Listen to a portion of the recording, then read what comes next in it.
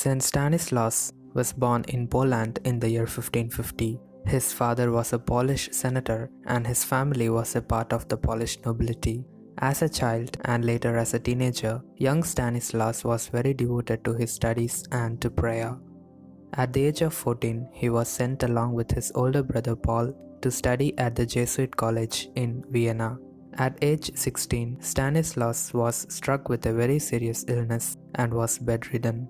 He continued to get worse, and what made the situation even worse is that St. Stanislaus had wanted very deeply to receive Holy Communion, but his Lutheran landlord, named Kim Berker, a senator friend of his father's, would not allow it in his house, because at that time anti-Catholic sentiment was high among the Lutherans in that area. As time progressed, Stanislaus felt as if he were dying, and he did not want to die without receiving the Holy Communion. He then prayed fervently to his patron saint, Saint Barbara, Virgin and Martyr, to obtain the grace of somehow being able to receive Holy Communion before he died.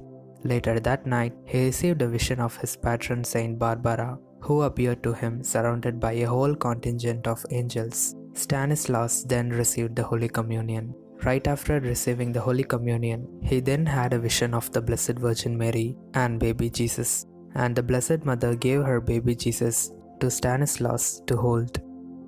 And the Virgin Mary told Stanislaus it was Jesus' will for him to become a Jesuit.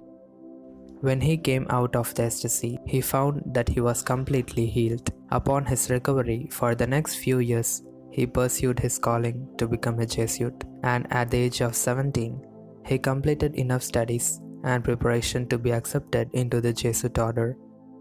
And to demonstrate his determination, Stanislaus walked the 350 miles to Rome, and there the Jesuit Superior General St. Francis accepted him as a Jesuit.